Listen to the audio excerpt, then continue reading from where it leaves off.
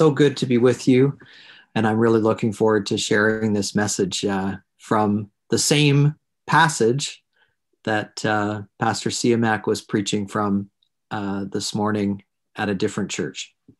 Trevor گفتن که منم دارم همون در واقع امروز کلامی رو میگم که امروز خداوند به من این فرصت رو داده بود که با کلیسای ریچفیل بایبل چپل به صورت آنلاین باشون در واقع سهیم کنم. So I want to speak with you today about the light of Christmas, which is the theme, or an important theme anyway, at the very beginning of John's Gospel in John chapter 1. من امروز میخوام در مورد در واقع نور کریسمس با شما صحبت کنم که این عنوان این کلام هست و در ابتدای کلام انجیل یوحنا در فصل اول اومده. So it's interesting for us that we celebrate the birth of Jesus on December 25th, and maybe you wonder, maybe you've already learned why we do this. این جالبه که ما میایم و جشن کریسمس رو به یه شکلای درست روز 25 انجام میدیم. 25 دسامبر هر سال. و بعضی از شما شاید این رو فکر کنید چرا، بعضیاتون خوندید و امروز میخوام برای این بگیم که چه علتی داره که ما حتما باید این رو روز 25 دسامبر انجام بدیم، جشن کریسمس رو. So it has a lot to do actually with light, because we don't know what day Jesus was born on, but we do know that this is a very dark time of year. این خیلی مربوط میشه به نور، این تولد. و ما هیچ کسی نمیدونه دقیقاً چه روزی عیسی مسیح پا به این دنیا گذاشته، اما فقط اینو میدونیم که در اون روزا و چیزای دیگه که الان میگم تاریکی خیلی غلیظی بوده، از هم نظر دنیایی هم نظر مذهبی. And really there's no country probably that experiences this more than Canada, where we notice that the days are getting shorter and shorter. And so tomorrow, December 25th, will be the day with the least daylight in all of the year. Only about 9 hours, under 9 hours of daylight, 15 hours of darkness tomorrow on December 21st. نظر فیزیکی و جغرافیایی اگه بگم صحبت بکنیم فصلی، در واقع کشور کانادا یکی از در واقع کشوری است تو دنیا که این تاریکی رو خیلی بیشتر از خیلی جاهای دیگه در واقع روش تجربه میشه. در اصل فردا که در واقع روز 21 دسامبر هست، ما بیشترین در واقع تاریکی رو خواهیم داشت. But even in the ancient Roman world, this was also true, that the days grew shorter and shorter. And so before Christianity became the official faith in the Roman world, there were pagan celebrations related to the winter solstice. And in the 4th century, the church wanted to replace these pagan celebrations, and one festival in particular, the rebirth of the unconquered sun, with a celebration of Jesus, who is the true unconquered Son of God. بله، روزها داره کوتاه و کوتاه‌تر میشه. در زمان باستان نیز، در همین امپراتوری روم نیز، اونها این تجربه رو مثل ما داشتن. روزهایشون هی کوتاه و کوتاه‌تر میشد، تاریک‌تر میشد و اونها اومده بودن بر اساس اون فهم و درکی که داشتن برای خودشون یک نوع جشنی رو داشتن و می اومدن اون در واقع خورشید که به عنوان یک بت داشتن رو اون رو به عنوان اینکه هیچ وقت بر این خورشید، بر این نور چیزی غالب نمیشه رو جشن میگرفتن. ولی در قرن 4 میلادی که در واقع دیگه مسیحیت در واقع امپراتوری روم اونجا رسمیت داشت، این فکر اومد توی ذهن در واقع رهبران مسیحی که بیان و به جای این که خورشید رو بپرستند، مردم متوجه بشن که این نور عظیم ابدی همون پسر خدا یا عیسی مسیح است که ما باید بیایم اون رو جشن بگیریم. So the Romans celebrated the festival of this false god called Sol Invictus. So it's the unconquerable sun. And what they were saying was, it looks like the sun is losing a battle against the darkness in December, in our month of December. But then at the winter solstice, that unconquerable sun begins to have a victory again, and the days begin to get longer. And the Christians in the 4th century said, there's a more important light to speak about, even more important than the light of the sun. It's the light of Jesus that has come into the world. And so that's why December 25th became the day to celebrate that light from God, who is Jesus Christ, coming into the world. همونطور که گفته شد، پس در روم باستان وقتی که هوا شروع میکرد به سرد شدن و داشت شکست میخورد از گرما و نور، در واقع اونها رو می‌آوردن به بتی که اسمش بود اون خورشید شکست ناپذیر و او رو میپرستیدن و بعد اونجا میومدن جشنی رو میگرفتن. بر اساس این جشن میگفتن حالا دیگه از این به بعد، از این روز به بعد دیگه شبها دیگه کوتاه خواهد شد و نور غلبه خواهد کرد. اما همونطور که گفتیم بعداً این وقتی که رهبران مسیحی این رو تونستن حرف بزنن، تونستن این آزادی رو داشته باشن، اومدن اون نور واقعی رو که خداوند باشه عیسی مسیح رو در واقع به دنیا نشون دادن و تصمیم گرفته شد که ما بیایم اون که در واقع سرچشمه همه نورهای جهان هست، اون رو در واقع که عیسی مسیح باشه در 25 دسامبر هر سال در مقابل اون بت پرستی که اون قبلا در روم باستان بود ما جشن بگیریم. So the light of Christmas that John speaks about in his first chapter is so important. And today I want to just remind us that all of creation had a brilliant beginning. It all begins with light, as we'll see today. But also there's been a terrible darkening in history. There has been a descent into darkness. And really the Bible, the teaching of the Bible ends in an unexpected way, as we'll see today. There's unexpected light at the end of the Bible's teaching. And I want us to ask today, how can that be? If the world really has so much darkness, how can it end with this unexpected light?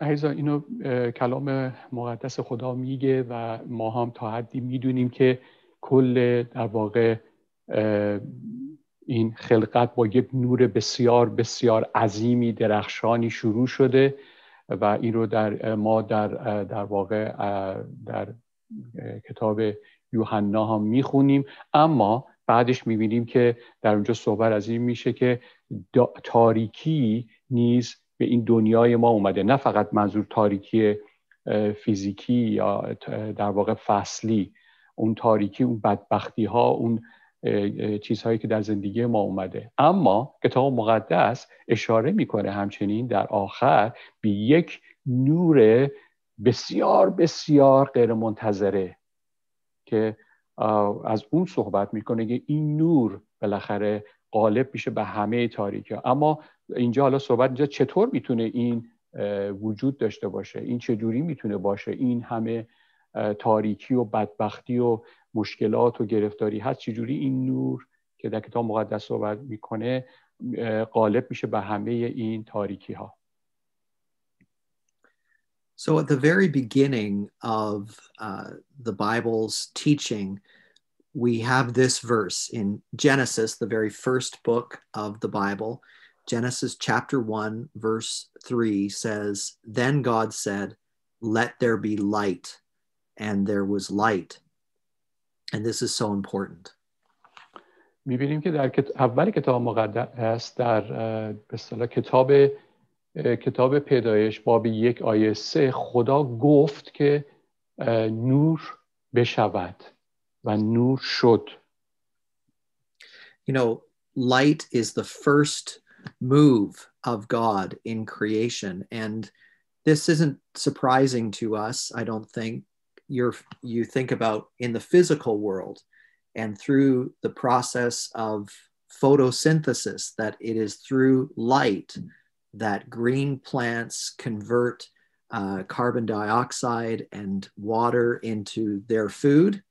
And also they produce oxygen that way. The plants produce oxygen. And so we rely on the light which goes through that process or catalyzes photosynthesis. So light is fundamental to our physical life in this world. بله، همطور که شما میدونید این و خدام همینو میگه، در ابتدای کار خودش نور رو فرستاده. نور بوده که در واقع این جهان ما رو بهش در واقع حیات بخشیده. به خصوص در زمین ما، در کره زمین ما، این نور بوده که میاد و در واقع در ابتدا اون موجودات و گیاها رو از طریق اون عمل سنتز و فتوسنتزش اونجا و عملی که بهشون دی اکسید کربن رو اون از خودشون خارج میکنن، در واقع اونجا اکسیژن ایجاد میشه و در واقع این اکسیژن باعث این میشه که بقیه موجودات باشن، به وجود بیان و بتونن به زندگی خودشون ادامه بدن. پس بنابراین نور یک در واقع عامل بسیار اساسی و حیاتی در واقع زندگی است که در جهان و در زندگی ما روی زمین وجود داره.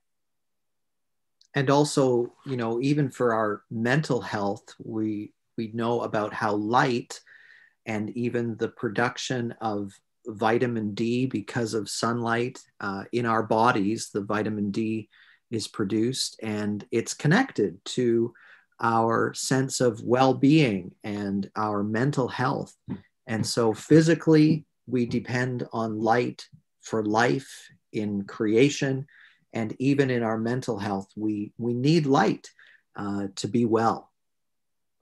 حتی از نظر در واقع سلامتی روان و روح ما میبینیم که چقدر نقش نور میتونه مهم باشه. مثلا میدونیم که مثلا نور آفتاب چیزی رو که به ما میرسونه ویتامین دی هست و در واقع اینجا نقش خیلی مهم سلامتی در واقع فکر و جان ما رو این ویتامین یا نور اینجا در واقع میتونه نقش ایفا بکنه. پس میبینیم که اینجا پس برای سلامتی ما این نور چقدر اینجا نقش مهمی داره.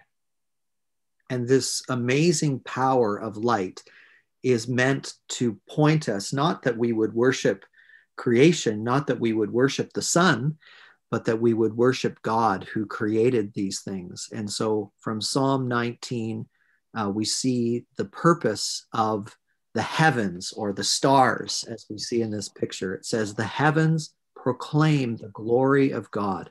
The skies display his craftsmanship. Day after day, they continue to speak. Night after night, they make him known. They speak without a sound or word. Their voice is never heard, yet their message has gone throughout the earth and their words to all the world. بله، و میبینیم که عزیزان اینجا باز نقش و اهمیت نور رو که در واقع بشر در یک زمانی فقط سطح در واقع درکش این بود که تا اونجا که میتونست بفهمه که فکر میکرد که این خورشید فقط، بنابراین اون موقع شاید اونا خورشید رو به خاطر ناآگاهی میپرستیدن، چون فکر میکردن همه فقط در واقع تمام سلامتی، تمام سبزی و حیات فقط او هست. ولی بعد که انسان متوجه شد که نه تنها اون خورشید بلکه میلیون ها میلیون خورشید وجود داره و سرچشمه همه اینها کسی دیگه ای هست، برای همین بعد حتی ما در مزمور 19 آیات 1 تا 4 میبینیم که چقدر زیبا مزمور نویس که داود باشه اونجا میگه که آسمان جلال خدا را بیان میکند و فلک از عمل دستهایش خبر میدهد.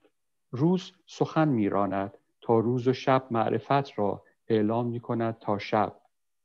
سخن نیست و کلامی نیست و آواز آنها شنیده نمیشود. قانون آنها در تمام جهان بیرون رفت و بیان آنها تا اقصای رب مسکون. So we've probably all had this experience and been out away from the city, away from the light of the street lights and the buildings and the vehicles, and you get to the places where you can see the beauty of the night sky and you see the stars. And the Bible is saying when we look out at the stars, they are telling us someone made this. God made this creation for you. And the whole purpose of light in God's creation is not just a physical purpose. It's not just a mental health purpose, as beautiful as those gifts are. It's also a spiritual purpose that the light of creation would cause us to believe in a God who created it all for us.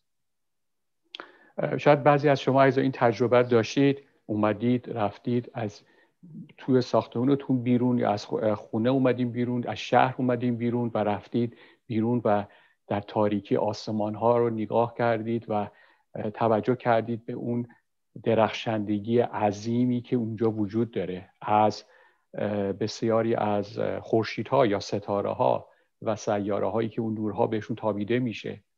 و پس اینجا میبینیم که در واقع خداوند همونطور که در مزمور اینجا گفته میخواد که عظمت خودش رو خداوند اینجا نشون بده به وسیله نه تنها فقط یک نشون بده از نظر فیزیکی که اینها چه عظمتی دارن، چه نوری دارن، نه فقط از نظر سلامتی جان ما به خاطر اکسیژنی که به ما میرسه، بلکه از نظر روحانی که ما متوجه بشیم که این نور چه نقش مهمی در واقع زندگی ابدی ما میتونه ایفا کنه.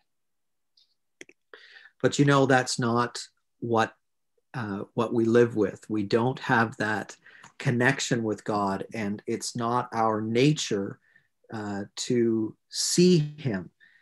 We have descended, and this is the second thing. It's not just that everything begins brilliantly with light and God's creation, because we know that the world has much darkness, and there's been a descent into darkness.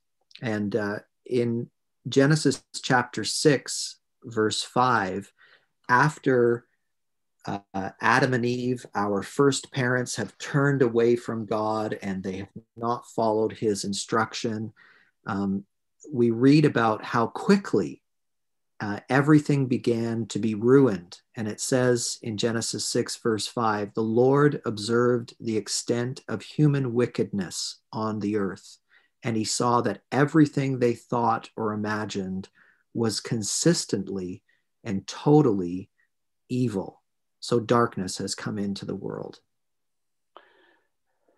بله این نور و این عظمت نور وجود داره، اما چه اتفاقی افتاده که حالا ما نمیتونیم، ولی یه اتفاقاتی افتاده که ما نمیتونیم درست اون عظمت رو، اون صاحب نور رو، اون سرچشمه نور رو ببینیم.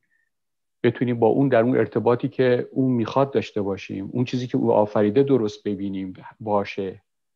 اینجا ببینیم صحبت از یک نزول بشریت، افتادن بشریت از اون نور میکنه، از اون صاحب نور، از اون سرچشمه نور میکنه. پس بنابراین اینجا همونطور که در میبینیم در پیدایش باب 6 آیه 5 میبینیم که اون اجداد اولیه ما کاری کردند که در واقع ما هم الان انجام میدیم و وقتی که از اون سرچشمه نور در واقع جدا میشیم بلا فاصله تاریکی ما رو فرا میگیره. و در پیدایش باب 6 آیه 5 میخونیم که و خداوند دید که شرارت انسان در زمین بسیار است و هر تصور از خیالهای دل وی دائما محض شرارت است. پس میبینیم اینجا حالا میاد و تاریکی قلمرو عظیم خودش رو بر زندگی بشر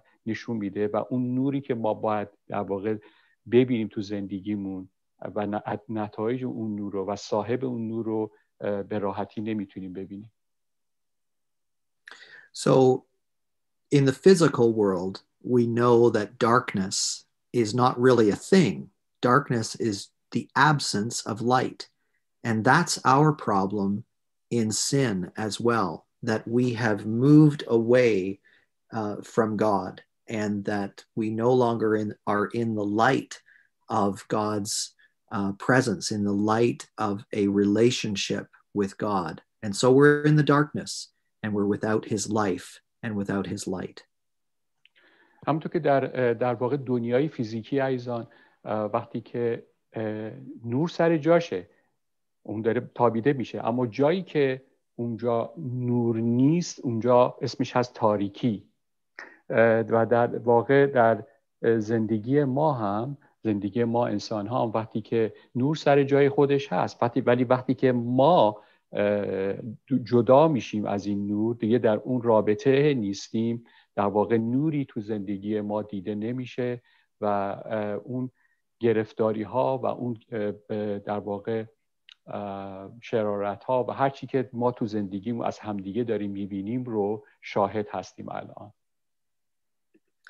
Now some of us might, listen to that verse from Genesis chapter 6, which says that everything that the people were thinking about was only evil all the time. And we may say, that doesn't sound like me.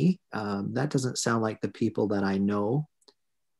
Because sometimes my thoughts are really good and sometimes my actions are really good. So what exactly is this problem of sin? وقتی که میایم ما مثلا همین پیدایش با در واقع خوندیم که اونجا صحبت از این میکنه، تو دقیقا بهتون بگم که اشتباه نکنم، باب 6 آیه 5 که اونجا خدا میگه که دیدم که در واقع هر فکری که از خیال قلب انسان میگذره محض شرارته. ممکنه ما به خودمون بگیم که من اون نیستم، من اون که اینجا نوشته شده نیستم، من هر فکرم محض شرارت نیست، یا انسانایی که دور و بر خودم میشناسم نه اینطوری نیستند. پس این چی هست؟ So here's another picture from an Old Testament book, Jeremiah, about what it means to be in the darkness, away from the light of God. And this is God speaking about his people.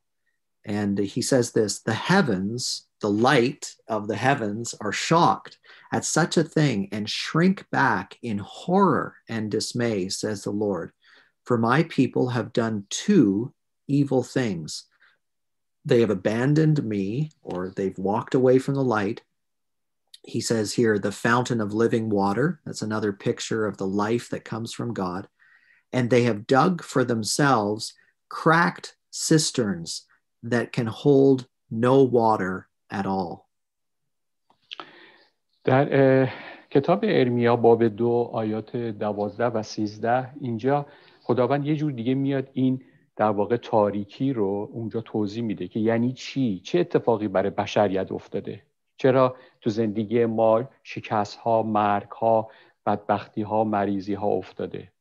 در اونجا خدا خیلی زیبا میاد در ارمیا باب 2 آیه 12-13 میگه پس خداوند میگوید ای آسمان ها از این متحیر باشید و به خود بلرزید و به شدت مشوش بشوید، زیرا مردم من 2 کار بد کردند. 1، مرا که چشمه آب حیات و زندگی هستم ترک نموده و برای خود حوضها کنده اند، حوضهای شکسته که آب را نمیتواند در خود نگاه دارد. So this is an image about water, and I hope we can really understand this. God is saying, I am the true source of living water, of real life, and the people who should be trusting me and relying on me, they are trying to find water or trying to hold water in cracked cisterns. They're that aren't working. So there's a picture there of a cracked vase, and how foolish it would be to try to hold water in that vase. در واقع در اینجا همونطور که گفتیم خداوند داره تصویر رو به ما نشون میده. در این تصویر خدا میخواد بگه که منی که اون سرچشمه اون آب هستم، در واقع مردم منو ترک کردن، بعد رفتن یک برای خودشون حوض یا در واقع اینجا در این تصویر نشون میده کوزه هایی شکسته گرفتن و میخوان اون آب رو اون تو نگه دارن. چجوری میتونه واقعا چقدر میتونه انسان نادان باشه که بره و بعد تو حوضهای شکسته و این کوزه های شکسته سعی و تلاش بکنه هر جوری هست اون تو آب رو نگه داره و اون که سرچشمه هست رو بذاره کنار. So human beings are like people who, or we are people who have, these cracked vases. And what would be a cracked vase? Maybe something like my career or my financial savings or my marriage or my children. And we say, I'm going to pour my life into these things. And that's what's going to give me, that's what's going to hold my life is my career or my money or my marriage or my children. And God is saying, that's not the way you should be. I'm supposed to be your life. I'm supposed to be your source. And you're trying to contain your life inside these things, and it's all leaking out. در واقع خداوند اینجا چقدر زیبا داره میگه که این ما مثل این کوزه شکسته ها میمونیم. در واقع اون شکستگی ما هم همون چیزیست که ما بهش اعتماد داریم. مثلا ترقیمون، موفقیت هامون، ثروت هامون، ازدواج هامون، بچه هامون، هر چی که هست. و به جایی که خدا اینجا داره میگه بابا من هستم، من اون سرچشمه زندگی من هستم. ولی ما مثل این کوزه ها هستیم شکسته و اون شکستگی هامون هم که گفتیم همون چیزهایی است که ما تمام اتکامون و اعتمادمون رو بر اونها قرار دادیم. If we were going to take this same picture in terms of light, God might say something like, I'm the true sun that brings life to people, but my people, they're all making their own little candles and trying to light up the darkness of the world with their little candles. And maybe the candles are my job, my career, or my marriage, or whatever it is that we think is going to bring light and life into our lives. And God says, here I am. I'm the true light, and my people are turning away from me. That's what sin is. و در واقع خدا در این کلام خودش میخواد بیاد بگه که من این نور واقعیم همین عیسی مسیح است، پسرمو که فرستادم که اون تمام اون سرچشمه نور هست که میتونه تمام تاریکی های شما رو روشن بکنه و شما بتونید به همه اونها فائق بشید. اما ما انسان ها میایم اتکامون روی یه شمعی هست که و میخوایم با اون شمع‌های کوچولو به جای اینکه بریم سراغ صاحب سرچشمه نور میخوام با اون شمع‌های کوچولومون تمام تاریکی های این دنیا رو بهش فائق بشیم. مثلا همونطور که گفتیم، مثلا من میخوام با پولم، با ثروتم، با مقامم، با بچم، با ازدواجم، با چیزهای دنیایی خودم، اونها رو با اتکا بر اونها، بر تمامی در واقع تاریکی‌های دنیا فائق بشم، که این همون گناه هست. اسمش گناه هست که در واقع ما در اینجا داریم این رو توضیح میدیم. So we have to understand that sin or darkness in our lives, it's not fundamentally, it's not at the core a social problem or a political problem or even a self-discipline problem. Even if we felt like we had found the solution to our social problems and our political problems, and even if we were perfectly felt like we could be perfectly disciplined, the problem of sin is a spiritual problem. And another way of putting that is it's a relationship problem with God. We have walked away from the light of God into the darkness, and that's the condition of sin. And it's a terrible problem to be in the darkness away from God. در واقع اینجا خداوند میخواد به ما توضیح بده که اون مسئله گناه یا تاریکی در زندگی ما این نیست که مثلا من چقدر نقص دارم در مسائل کاریم، در مسائل روابط اجتماعیم، چقدر نقص دارم در روابط سیاسیم، کارهایی که کردم. حتی اگر در تمام این موارد اجتماعی، سیاسی، اقتصادی ما خیلی خوب رفته باشیم جلو، هنوز ما به عنوان یک گناهکار، یک شکست خورده و یک کسی که رابطه صمیمانه با سرچشمه نور و حقیقت نداره، ما هنوز مواجه هستیم. و برای همین هم هست که خدا میخواد ما درک واقعی درستی از گناه یا تاریکی رو تو زندگیمون داشته باشیم. So I know it's Christmas time and we want to speak about Christmas. We don't want to talk all the time about darkness, but let me just say a little bit more about the problem of darkness. I want to just give you a picture, and maybe I should stay on this slide. I want to just give you a picture because we've been talking about light and how light keeps living things alive, like plants. So some of us here are good gardeners, maybe. Others not so much. I've killed a lot of plants in my lifetime, making mistakes with them, especially inside the house. But imagine if I took a plant and I put it in my closet where I keep my clothes, and I closed the door so that it had no light at all. We all know what would happen. Eventually, that plant would die. And this is what the Bible is telling us about our relationship with God. God is the true light, as we're going to see at the end here. And he's given us the light of creation to point us to himself. And we've gone off into the dark and closed ourselves away. And that's what the Bible means by the death of sin.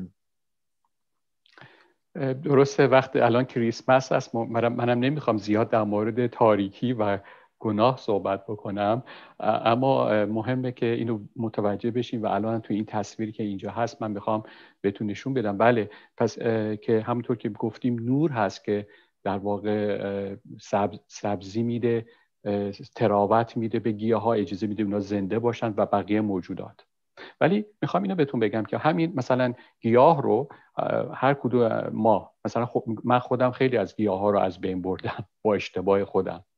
همین گیاه ها رو اگه برداریم مثلا واسه کنیم تو یک کمدی جای قایمش بکنیم، خب معلومه چه خواهد شد، همه ما میدونیم از بین میره، چون بهش نوری نمیرسه. این در واقع همون کاری است که ما انجام میدیم. ما میخوایم در واقع خودمون رو از اونی که واقعا نور واقعی هست، خداوند اون عیسی مسیح، از نور واقعی خودمون رو دور کنیم و با اعمال خودمون، با کارهای خودمون رو توی کمدهای قایم بکنیم، پنهان بکنیم و بعد میگیم که خب چه اتفاقی داره میفته. خب معلومه، خب پژمرده میشیم، بعدش هم از بین میریم، چون ما خودمون رو از سرچشمه نور واقعی جدا کردیم. And we know that, if that plant died in there in the dark, it wouldn't help for me to then take that dead plant out and put it by the window and say, okay, now I want some light on my plant and I want it to come back to life. We know that once something dies in the physical realm, it's dead. You can't bring it back.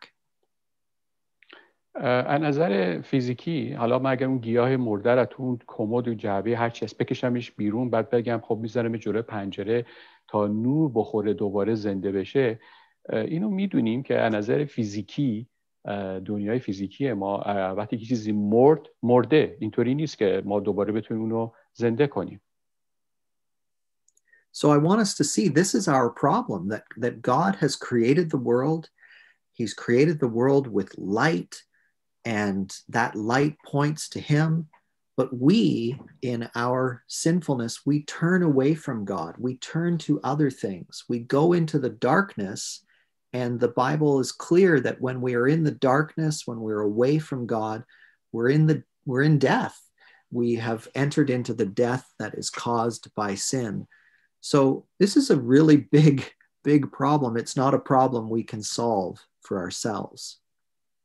از نظر ما انسان ها اگه بخوایم اینو رفت بدیم، مثل ما انسان ها خیلی همینطور هستیم. همونطور گفتیم ما خودمون رو دور میکنیم، میمیریم و بعد وقتی که تو گناه ها و خطاها و اینا افتادیم بدون اینکه نور خدای واقعی به ما برسه، ما به اون سرچشمه نور واقعی وصل باشیم، خب در اثر همین مسائلمون اتکا کردن به این کارهای انسانیمون ناامید میشیم، میمیریم و همین مشکل ما انسان هاست که به این راحتی هم نمیتونیم هی بمیریم، هی بیایم جلوی پنجره قرار بگیریم بعد بگیم خب به این بدن مرده من که مثل گیاه هست حالا دوباره نور بده. این گرفتاری است که ما در واقع ما انسان ها داریم، بدون نور واقعی میمیریم. And that's why the light of Christmas is such a wonderful message. And it's this unexpected message that God didn't leave us in the dark. And God has done something so amazing through Jesus to solve the problem of our darkness in sin. برای همین این پیام در واقع کریسمس یا تولد یا در دنیا آمدن خداوند عیسی مسیح برای ما در واقع پیام مهمی که خداوند خواست ما این رو متوجه بشیم که ما نیازمند این نور واقعی هستیم. اگه میخوایم واقعا متوجه بشیم مشکلمون کجاست، گرفتاریمون کجاست، بتونیم در این نور قدم برداریم، این نور به ما قدرت بده، انرژی بده تا متوجه بشیم که واقعا زندگی ما توسط چه سرچشمه‌ای باید تامین بشه. And so John's gospel makes this very clear. And I'm going to make just some very simple comments about this just to encourage us at Christmas, and then we'll be done. But this is how John begins his gospel. So think about creation, think about light, and then we'll read this together. در واقع من میخوام اینجا شما تشویق کنم به این در واقع کتاب فصل اول کتاب یوحنا که در اینجا چجوری در واقع نور رو میاد یا سرچشمه نور رو میاد مشخص میکنه و همونطور که جهان به وسیله این نور عظیم درست شده، اینجا خداوند میاد یک تجسمی رو به ما میده که خیلی مهمه که ما اینو متوجه بشیم و اینو الان با هم دیگه میخونیم. So it says, in the beginning, just like in Genesis, in the beginning, the Word already existed. The Word was with God, and the Word was God. He existed in the beginning with God. God created everything through him, and nothing was created except through him. The Word gave life to everything that was created, and his life brought light to everyone. The light shines in the darkness, and the darkness can never extinguish it. و در یوحنا باب 1 آیات 1 تا 5 اینطور نوشته شده که در ابتدا، همون ابتدایی که ما در پیدایش هم اونو خوندیم، در ابتدا پس اون کلمه بود و کلمه نزد خدا بود و کلمه خدا بود. همان در ابتدا نزد خدا بود. همه چیز به واسطه او یا کلمه آفریده شد و به غیر از کلمه چیزی از موجودات وجود نداشت. در او یا کلمه زندگی بود و زندگی نور انسان بود و نور در تاریکی می درخشد و تاریکی نمی تواند بر آن غلبه یابد. So John is saying that at the beginning of all things, there is a person called God. And here he says the Word was God. And this is, he's teaching us here about Jesus. And he's using this special name for Jesus, the Word of God. But he's saying that at the beginning of all things is not just, you know, a big bang. It's not some kind of sort of natural process. There's actually a supernatural beginning to all things, and it's a person, and this person is the Word. And the life and the light that comes from Jesus, who created everything, is way stronger than the darkness. The darkness can't overcome the light. The light always is going to press the darkness away. در واقع یوحنا در اینجا خیلی زیبا میاد میگه که در پشت تمام این خلقت یک چیزی، یک شخصی که خدا باشه خوابیده و اینجا میاد این خدا رو معرفی میکنه که همون عیسی مسیح هست و میگه همه چیز به واسطه او آفریده شده.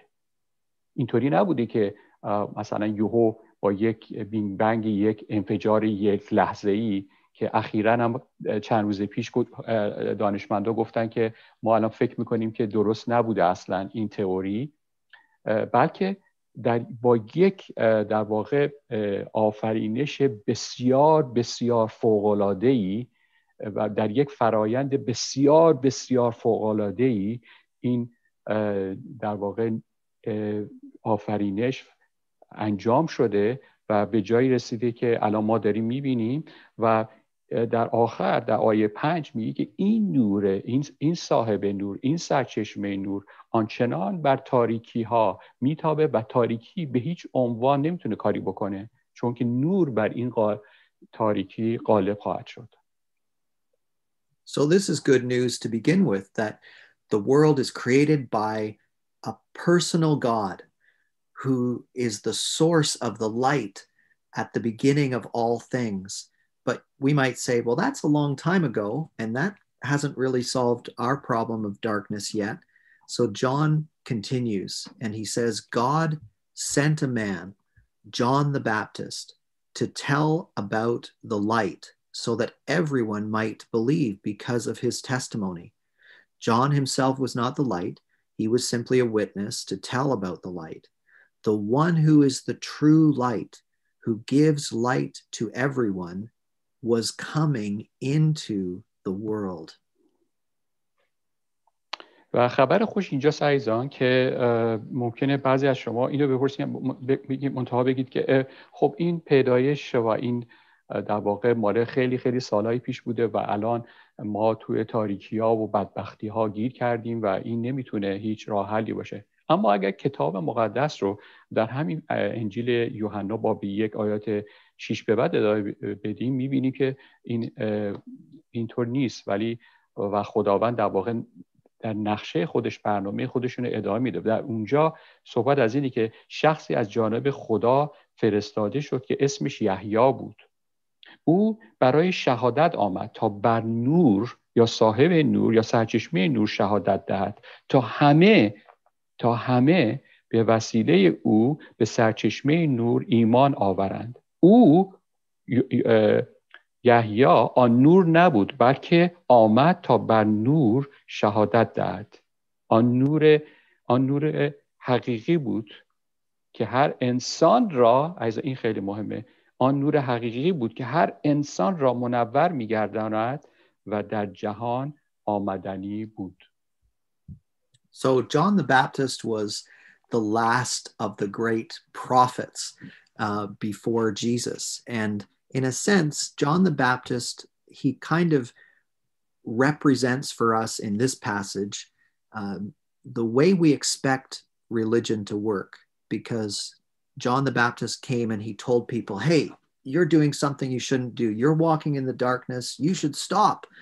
You should turn back towards the light. And that's what we think many times, even when if we are Christian believers, and I know not all of us might be Christian believers, but even Christian believers, we sometimes think, oh yeah, to be a Christian means that God has shown me the teaching about how I should live, and I just have to obey it.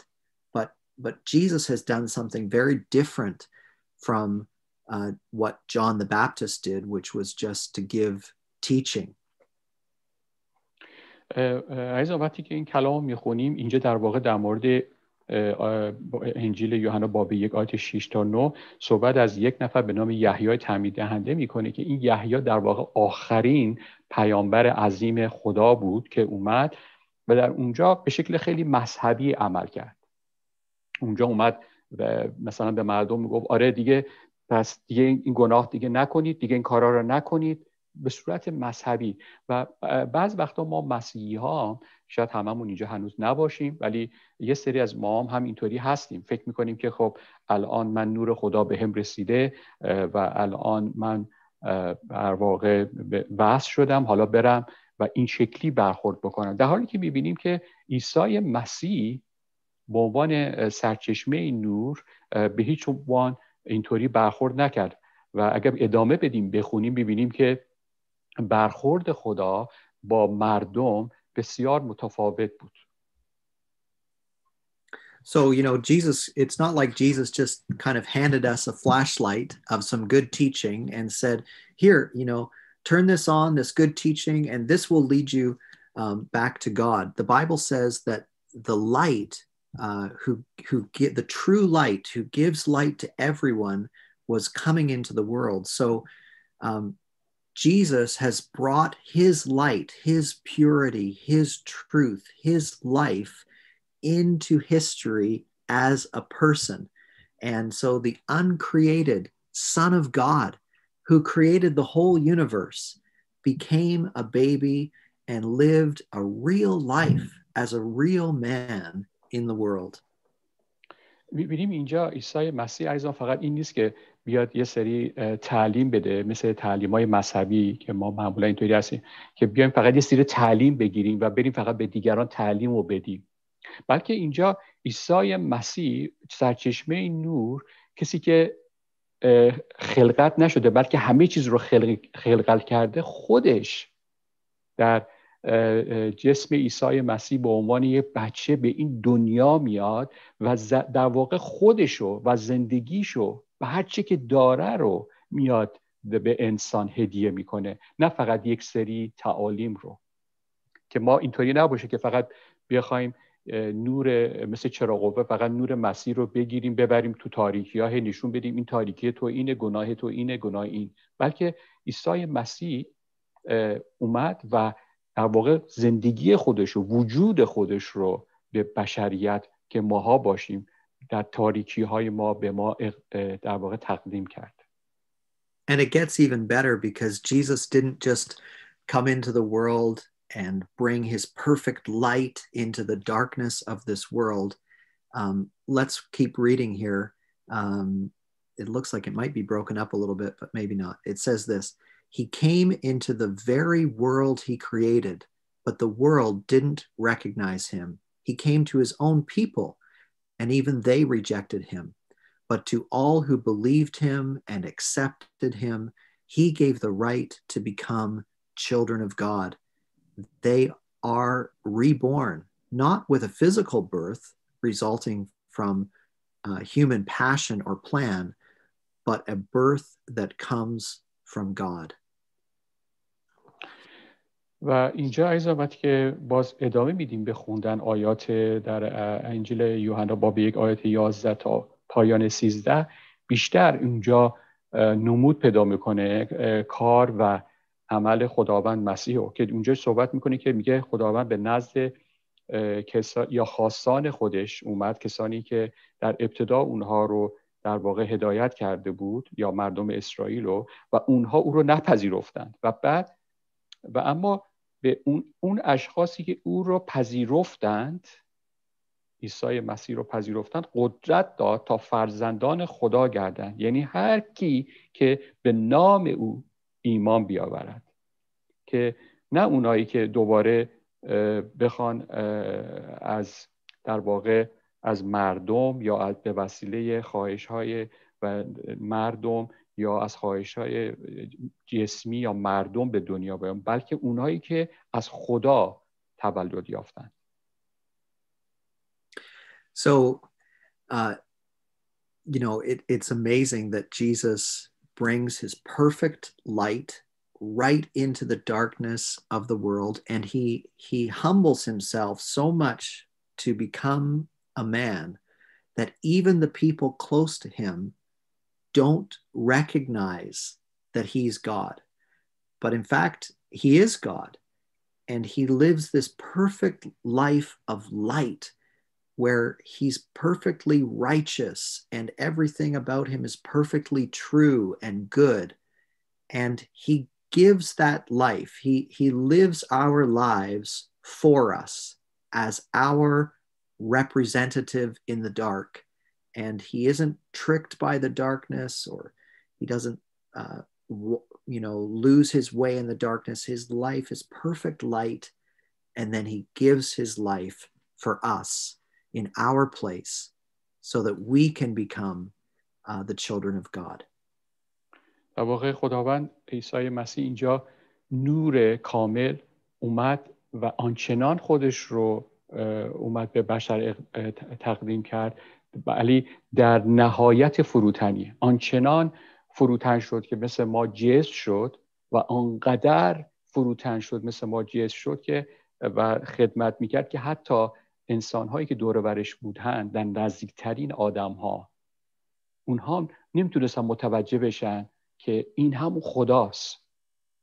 ولی خداوند اومد و اون به عنوان نور کامل زندگی خودش رو در اعمال خودش، در فیض خودش، در مهربانی خودش به ما بشرها باز تقدیم کرد.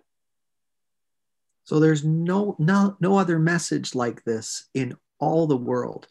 The message of Christmas is that the Creator, who spoke light into existence at the beginning of all things, even though we had gone into the darkness and moved away from God, that Creator, Jesus Christ, came as light into the darkness, and he lived a life of light, perfect purity for us.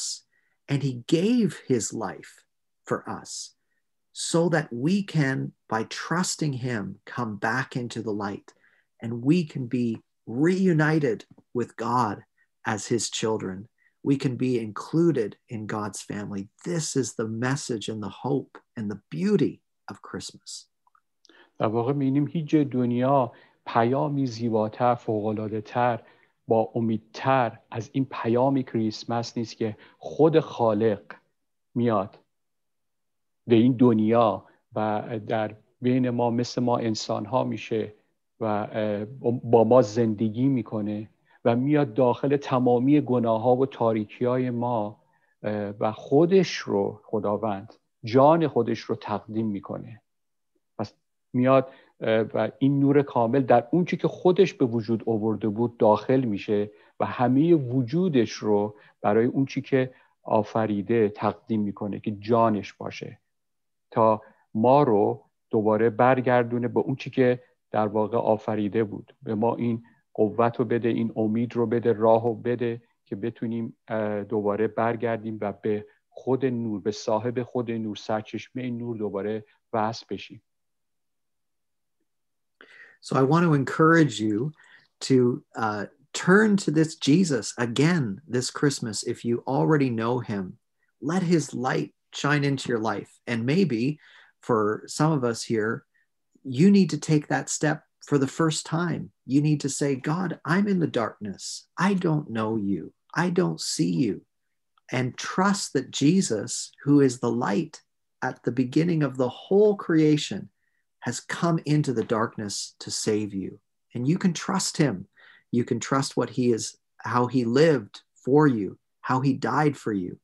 He's done everything that needs to be done so that you can come into the light of a relationship with God, no matter what your circumstances are. That's a wonderful message at Christmas, and I hope you believe it. And thank you so much for letting me share with you today.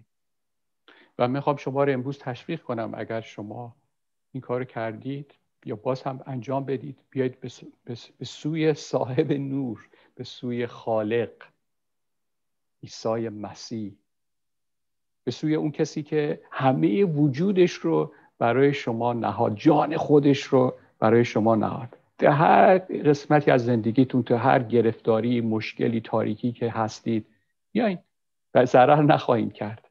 اونی که صاحب نور هست، اون که سرچشمه نور هست، زندگی هست، بیایم خودمون رو در ارتباط با او قرار بدیم و بگیم خداوند من میخوام خودم رو تقدیم تو بکنم و بیایم به اون سرچشمه نور که خداوند اون باشه و همه وجود خودش رو برای ما تقدیم کرده، جان خودش رو گذاشته، به او دوباره وصل بشیم و زندگی رو از او بگیریم و یک زندگی جدید رو در او تجربه کنیم. و این پیامی بود که برای کریسمس من میخواستم با شما در واقع سهیم بکنم و ممنون که اجازه دادید من امروز با شما باشم و این کلام رو برای شما بیاورم. Thank you, Brother Siamak. Thank you, everyone. Such a joy to share this message with you. خیلی ممنون از همگی شما که این فرصت به من داده شد و من بسیار سپاسگزارم از همتون.